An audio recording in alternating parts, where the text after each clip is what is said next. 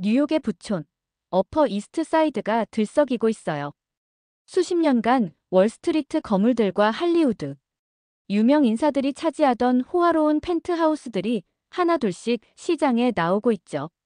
하지만 더 충격적인 건 이들의 새로운 목적지예요. 맨해튼을 떠나 브루클린으로 향하고 있다니 그야말로 상상조차 못할 일이었어요. 부동산 업계는 어리둥절했어요. 이 동네에서만 30년 넘게 일했지만 이런 현상은 처음입니다. 억만장자들이 스스로 펜트하우스를 팔고 브루클린으로 옮긴다니 도대체 무슨 일이 벌어지고 있는 거죠? 그 한 중개사는 고개를 내저으며 믿을 수 없다는 표정을 지었어요. 그 중심에는 테크업계에 떠오르는 신화, 에단 스펜서가 있었어요.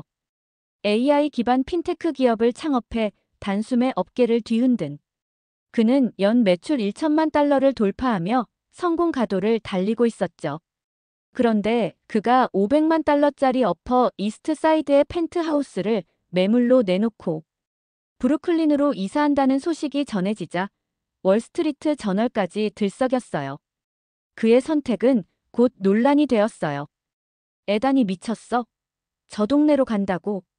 사람들은 수군댔고 그의 오랜 비즈니스 파트너들조차 이해할 수 없다는 듯 고개를 저었죠. 우리가 잘못 들은 거 아니야? 하지만 그는 확신에 찬 눈빛으로 말했다고 해요. 앞으로 모든 게 바뀔 겁니다. 그리고 전 그 변화를 가장 먼저 맞이하고 싶어요. 그렇게 뉴욕의 부자들이 하나둘씩 브루클린으로 이동하기 시작했어요. 단순한 유행일까요? 아니면 우리가 아직 알지 못하는 거대한 흐름이 시작된 걸까요? 뉴욕의 부촌, 어퍼 이스트 사이드에서 40년을 살아온 그의 부모님은 충격을 감추지 못했어요. 여기서 평생을 보냈는데 갑자기 떠난다고. 그들은 눈물로 그를 붙잡았고 이웃들 역시 술렁였죠. 에단, 혹시 사업이 기울었나? 아니면 문제가 생긴 거야? 하지만 그런 추측들은 오래가지 않았어요. 얼마 지나지 않아 그를 조롱하던 사람들이 하나둘씩 입을 다물었죠. 오히려 실리콘밸리의 투자자들과 뉴욕 상류층이 그의 선택을 따라가기 시작했어요. 뉴욕의 부동산 시장은 그야말로 아수라장이 되었어요. 누구도 예상하지 못했던 일이었죠. 어퍼 이스트 사이드의 고급 펜트하우스들은 시장에 속속 매물로 나오고 반대로 브루클린의 부동산 가격은 하룻밤새 급등했어요. 사람들은 이제 묻기 시작했어요. 대체 무슨 일이 벌어지고 있는 거지? 우리가 놓치고 있는 게 있나? 이단 한 번의 선택이 모든 것을 바꿔놓았어요. 미국 최상위 1%의 라이프 스타일이 송두리째 뒤바뀌는 순간이었죠. 이 믿을 수 없는 이야기, 지금 시작합니다. 잠시만요, 여러분. 흥미로운 이야기들을 전하는 채널에 오신 걸 환영합니다. 여러분의 구독과 좋아요는 더 좋은 콘텐츠를 만드는데 큰 힘이 됩니다. 더 놀라운 이야기로 찾아뵙겠습니다. 감사합니다. 안녕하세요. 저는 실리콘밸리에서 AI 핀테크 회사를 운영하는 에단 스펜서입니다. 지금은 뉴욕에서 새로운 라이프 스타일을 실천하는 선구자가 되었지만 사실 반년 전까지만 해도 저는 완전히 다른 사고방식을 가진 사람이었어요. 저는 뉴욕에서 태어나고 자랐고 어퍼 이스트 사이드에서 15년을 살았습니다. 넓은 테라스에서 반려견과 시간을 보내고 루프탑 수영장에서 친구들과 어울리는 게 제게는 너무나도 당연한 일상이었어요. 저처럼 성공한 사람들은 프라이버시가 보장된 단독주택에서 살아야 한다고 믿었고 그것이 부의 상징이라 생각했죠. 하지만 어느 날 예상치 못한 소식을 듣게 되었습니다. 그것은 제 인생을 완전히 바꿔놓을 이야기의 시작이었어요. 우리 회사가 한국의 대형 금융사와 합작법인을 설립한다는 소식이 전해졌을 때 저는 기대보다는 걱정이 앞섰어요. 프로젝트를 위해 최소 3개월 동안 서울에서 머물러야 했거든요. 그런데 더 충격적인 건 회사에서 제공하는 숙소가 호텔이 아니라 한국식 아파트라는 사실이었어요. 아파트요? 호텔이 아니라. 저는 즉시 항의했어요. 출장이라면 당연히 호텔을 예약해야 하는 거 아닌가요? 하지만 인사팀장은 뜻밖의 말을 했죠. 에단, 한국의 아파트는 미국에서 흔히 생각하는 것과 완전히 달라요. 오히려 호텔보다 더 만족할 수도 있습니다. 저는 고개를 갸웃했어요. 아파트라고 하면 떠오르는 건 LA에서 지내던 낡은 건물들이었어요. 녹슨 배관에서 나오는 탁한 물, 언제 고장날지 모르는 엘리베이터, 벽이 얇아 옆집 소음이 그대로 들리는 환경. 그런 곳에서 다시 살아야 한다니 걱정이 앞섰어요. 짐을 싸면서도 마음은 무거웠어요. 특히 제가 배정받은 곳이 35층이라고 들었을 때는 더 심란했죠. 지진이라도 나면, 화재가 나면 어떻게 대피하지? 부정적인 생각들이 머릿속을 떠나지 않았어요. 반면 제 아내 사라는 달랐어요. 여보, 한국은 생각보다 훨씬 발전한 나라야. 가보면 놀랄걸. 하지만 저는 쉽게 믿지 않았어요. 결국 아시아의 다른 대도시들과 비슷하겠지. 복잡하고 좁고 사람들로 북적이는 곳일 거야. 그렇게 반신반의하는 마음으로 비행기에 올랐어요. 하지만 인천공항에 발을 내딛는 순간 저는 제가 얼마나 큰 착각을 하고 있었는지 깨닫기 시작했죠. 뉴욕을 떠날 때까지만 해도 저는 단순한 출장이라고 생각했어요. 하지만 공항에서 차를 타고 이동하는 동안 제 예상과는 전혀 다른 광경이 펼쳐졌습니다. 차창 너머로 보이는 도시는 마치 미래에서 온 것처럼 보였어요. 건물마다 세련된 디지털 디스플레이가 반짝이고 있었어요. 하지만 진짜 놀라움은 숙소에 도착했을 때였어요. 저는 한동안 차에서 내리지 못하고 입을 떡 벌린 채 건물을 바라봤어요. 제 예상과는 완전히 다른 광경이 펼쳐져 있었거든요. 회색빛 콘크리트 벽과 낡은 엘리베이터를 상상했던 저는 마치 초현대적인 랜드마크를 연상케 하는 건축물 앞에 서 있었습니다. 건물 입구는 웅장하면서도 세련됐어요. 넓게 열린 중앙 광장, 곳곳에 정돈된 녹지 공간, 그리고 유리로 마감된 고층 타워가 하늘을 찌를 듯 솟아있었죠. 이곳이 정말 아파트 단지라고, 호텔보다 더 호텔 같은 느낌이었어요. 로비에 들어서자 또 한 번 충격이 밀려왔어요. 천장까지 이어진 대리석 벽, 따뜻한 조명을 품은 인테리어, 그리고 정장을 차려입은 직원들이 정중하게 인사를 건넸어요. 그들은 호텔의 컨시어지처럼 주민들의 편의를 돕고 있었죠. 게다가 모든 방문객은 최첨단 보안 시스템을 통과해야 했어요. 마치 VIP 전용 시설 같았죠. 35층에 도착해 문을 열었을 때 또 다른 놀라움이 기다리고 있었습니다. 현관을 지나니 중문이 있었어요. 두 개의 문으로 나뉜 구조라니 생소했지만 뭔가 특별한 느낌이 들었어요. 하지만 진짜 감탄은 그 다음이었어요. 신발을 벗고 들어서는 순간 제 발바닥이 전해주는 따뜻한 감촉에 순간 얼어붙었어요. 이게 뭐야? 바닥이 따뜻해. 미국에서는 상상도 할 수 없는 일이었어요. 저는 바로 아내에게 전화를 걸었어요. 여보, 믿기 힘들겠지만 여긴 바닥이 따뜻해. 마치 스파의 온열베드 같은 느낌이야. 미국에서는 뜨거운 공기를 순환시키는 방식이 일반적인 난방 시스템이에요. 그래서 집 안에서도 공기가 건조하고 머리는 덥고 발은 차가운 게 당연했죠. 하지만 이곳은 달랐어요. 바닥에서부터 자연스럽게 열이 올라오니 집 전체가 포근하게 감싸지는 느낌이었어요. 공기도 쾌적해서 숨 쉬는 것조차 편안하게 느껴졌죠. 그 순간 천식을 앓고 있는 제 딸 소피아가 떠올랐어요. 소피아가 여기서 생활하면 얼마나 편할까? 이곳에 도착한 지 채 몇 시간도 지나지 않았는데 제 머릿속에는 벌써 새로운 가능성들이 떠오르기 시작했어요. 뉴욕에서의 겨울이면 어김없이 찾아오는 문제, 바로 건조한 실내 공기였습니다. 특히 우리 아이는 매년 이맘때면 건조한 난방 공기 때문에 피부가 갈라지고 기침이 멈추지 않았죠.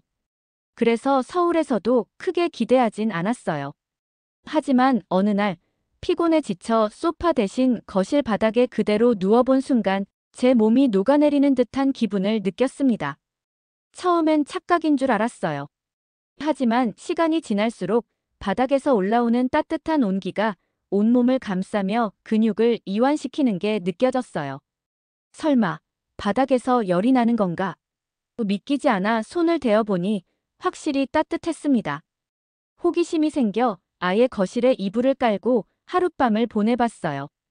그리고 다음날 아침, 제 몸은 여느 때보다 가뿐했습니다. 그때부터 저는 온돌 난방에 매료되기 시작했어요.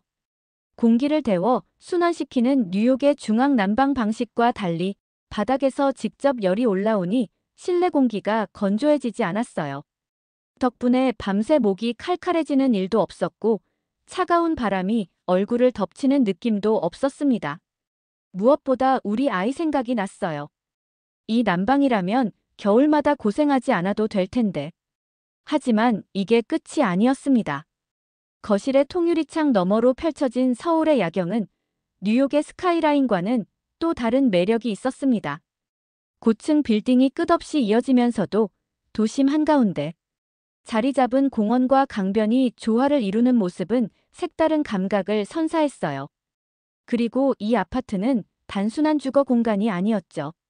스마트홈 시스템을 통해 조명, 난방, 환기까지 모든 걸 원격으로 조절할 수 있었고 주방은 최신 빌트인 가전으로 설계돼 있었어요. 특히 단지 내 시설이 가장 큰 충격이었습니다. 피트니스 센터와 실내 수영장은 기본, 사우나와 입주민 전용 카페, 북카페까지 한 건물 안에 모든 게 갖춰져 있었죠. 뉴욕에서라면 이런 시설을 이용하려면 고급 멤버십이 필요하거나 차를 타고 이동해야 했을 겁니다. 하지만 여기서는 엘리베이터만 타면 모든 게 해결됐어요. 하루는 저녁 산책을 하며 이런 생각이 들었습니다. 이제 알겠어. 한국 사람들이 왜 아파트를 선호하는지. 이건 단순한 거주 공간이 아니었어요. 효율적이고 편리하며 철저하게 삶의 질을 고려한 하나의 생활 방식이었죠. 뉴욕으로 돌아왔을 때 저는 완전히 다른 사람이 되어 있었습니다. 펜트하우스의 대리석 바닥은 차갑고 무미건조하게 느껴졌고 거대한 거실은 불필요하게 넓어 보였습니다. 스마트홈 시스템이 없는 불편함, 체계적인 관리가 없는 주차장, 매번 배달물을 직접 챙겨야 하는 일상. 서울에서는 모든 게 편리하고 체계적이었는데 뉴욕에서는 왜 이리 번거롭게 느껴지는 걸까요? 여보, 당신 요즘 이상해요. 아내 사라가 걱정스레 물었어요. 저는 매일 밤 거실에 요가 매트를 깔고 눕곤 했죠. 서울에서의 그 온기를 그리워하면서요. 하지만 아무리 따뜻한 담요를 덮어도 그곳에서 느꼈던 따뜻함은 따라갈 수 없었습니다. 아빠, 목이 아파요. 딸 소피아가 힘없는 목소리로 말했어요. 겨울마다 악화되는 천식 때문에 늘 고생하는 아이였죠. 공기가 건조해질수록 기침도 심해졌어요. 아내 사라는 거실을 걸어다니며 급하게 슬리퍼를 찾았어요. 차가운 바닥을 맨발로 밟는 게 너무 힘들다고 했죠. 뉴욕의 겨울은 언제나 혹독했습니다. 아무리 난방을 틀어도 공기가 퍽퍽하게 마르고 바닥은 얼음장처럼 차가웠어요. 불과 몇 달 전 서울에서 경험했던 온돌 난방이 떠올랐어요. 발끝부터 스며드는 온기, 훈훈한 바닥 위에서 이불을 덮고 누웠던 편안함이 그리워졌죠. 한때는 우리 집의 스마트홈 시스템을 자랑스러워했어요. 음성 명령만 하면 조명이 켜지고 음악이 나오는 걸 최첨단이라고 생각했죠. 하지만 서울에서 경험한 AI 기반 스마트홈은 차원이 달랐어요. 실내 공기질을 자동으로 조절하고 최적의 온도와 습도를 유지해주며 외출 중에도 스마트폰 하나로 집 전체를 관리할 수 있었죠. 그러던 어느 날 실리콘밸리의 동료 네이든이 흥미로운 소식을 전했습니다. 에단, 뉴욕의 한국 건설사가 말도 안 되는 걸 짓고 있대. 완전히 새로운 개념의 주거 단지인데 들어봤어? 뉴욕 브루클린 인근에 한국의 대형 건설사가 초고급 주거 단지를 개발하고 있다는 소식이었어요. 호기심이 생긴 저는 바로 모델하우스를 방문했죠. 그리고 그곳에서 또 한 번 충격을 받았습니다. 서울에서 경험했던 모든 것이 그대로 구현되어 있었을 뿐만 아니라 오히려 더 발전된 시스템도 적용되어 있었어요. AI 기반 실내 공기질 관리 시스템, 차량 번호 인식을 통한 완전 자동화 주차 시스템, 얼굴 인식 출입 시스템까지. 이건 단순한 아파트가 아니라 미래 도시였습니다. 함께 둘러보던 구글 출신의 개발자 제이슨이 감탄하며 말했어요. 실리콘밸리는 소프트웨어로 세상을 바꾸려 했는데 한국은 하드웨어로 우리의 삶을 바꾸고 있어요. 특히 저를 사로잡은 것은 디지털 트윈 시스템이었습니다. 단지의 모든 시설과 설비가 디지털로 복제되어 실시간으로 모니터링되고 문제가 발생하기 전에 미리 예측하고 대응하는 기술이었죠. 뉴욕의 어느 초고급 호텔에서도 이런 시스템은 본 적이 없었습니다. 집으로 돌아오는 길, 저는 결심했습니다. 다음 날 아침, 부동산 중개사를 만나 제 펜트하우스를 매물로 내놓았어요. 주변의 반응은 예상대로였습니다. 에단, 너 제정신이야? 어퍼 이스트 사이드 펜트하우스를 팔고 브루클린으로 이사 간다고? 사람들은 이해하지 못했어요. 하지만 저는 알았죠. 이건 단순한 이사가 아니라 더 나은 삶을 선택하는 일이었습니다. 구글의 투자 전략 담당 이사인 내 친구 제이슨은 더욱 격한 반응을 보였다. 에단, 너 진심이야? 내가 어퍼 이스트 사이드 펜트하우스를 포기한다고? 게다가 아파트라니, 그것도 브루클린 근처에. 그는 황당하다는 듯 고개를 저으며 덧붙였다. 이건 내 커리어에도 영향을 미칠 거야. 뉴욕 테크 업계에서 누가 그런 선택을 하겠어? 하지만 내 마음은 흔들리지 않았어요. 그리고 놀랍게도 집을 사겠다는 사람은 금방 나타났죠. 매수자는 테슬라의 한 고위 임원이었어요. 그가 내 집을 계약할 때만 해도 몰랐습니다. 불과 6개월 후 그도 내 새로운 단지의 이웃이 될 줄은요. 입주하고 한 달 후 월스트리트 저널에서 연락이 왔어요. 미국의 주거 문화가 변화하고 있다. 이런 제목의 특집 기사를 준비 중이라며 내 인터뷰를 요청해 왔죠. 처음엔 단순한 흥미 위주의 기사일 거라고 생각했지만 결과는 예상보다 훨씬 큰 반향을 일으켰어요. 특히 실리콘밸리와 뉴욕의 젊은 테크 임원들 사이에서 한국식 아파트는 하나의 트렌드가 되어가고 있었어요. 에단, 우리도 한번 구경해봐도 될까? 처음엔 나를 비난하던 이웃들이 하나둘씩 방문하기 시작했어요.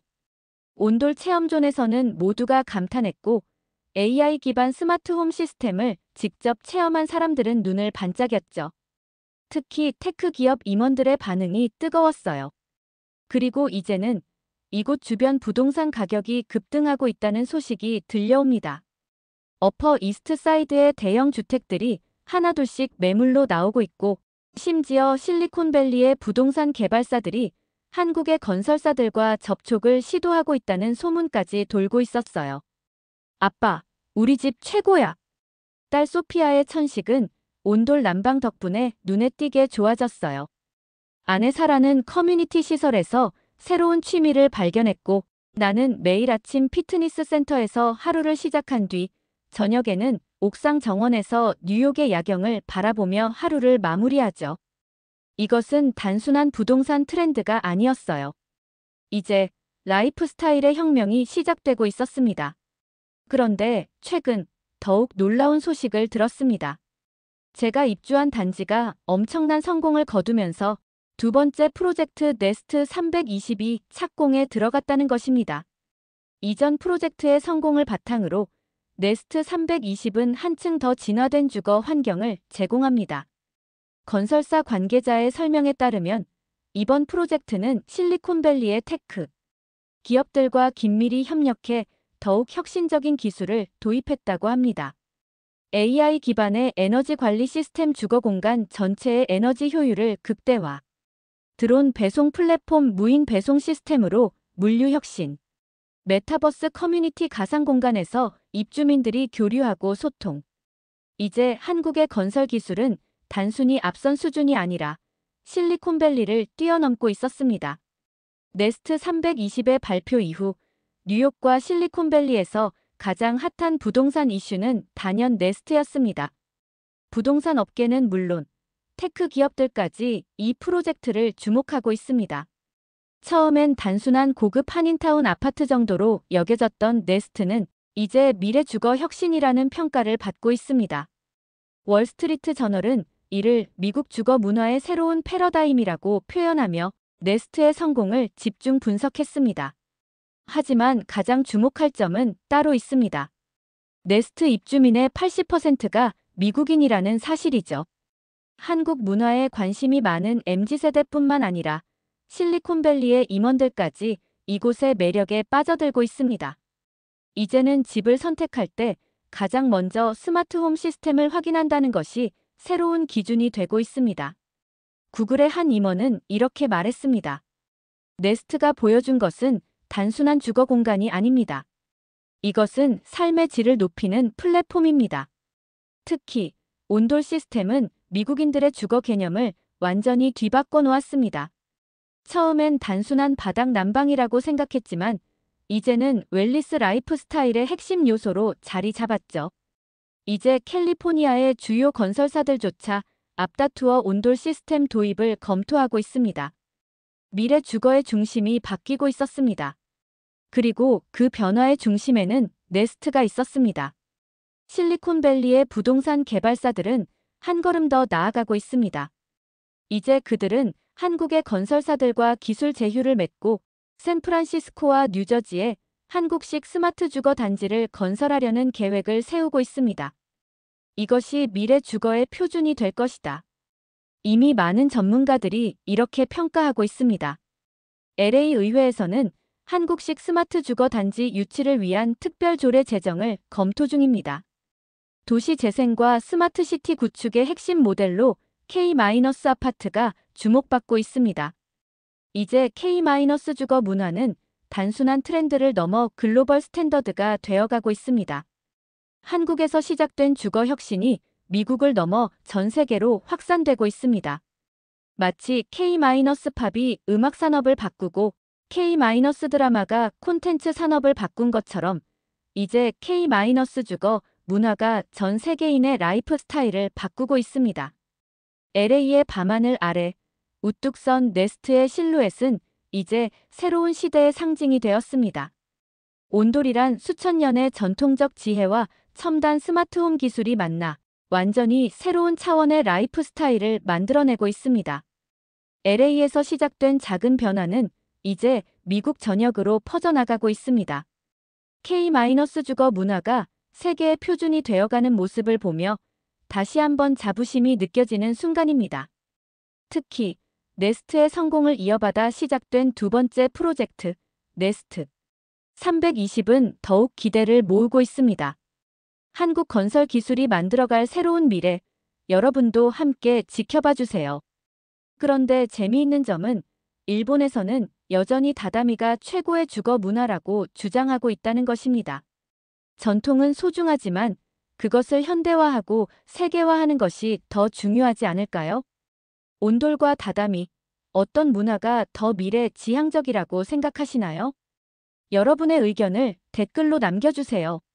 그리고 한국 주거 공간의 우수함을 전 세계에 알리는데 여러분의 구독과 좋아요가 꼭 필요합니다.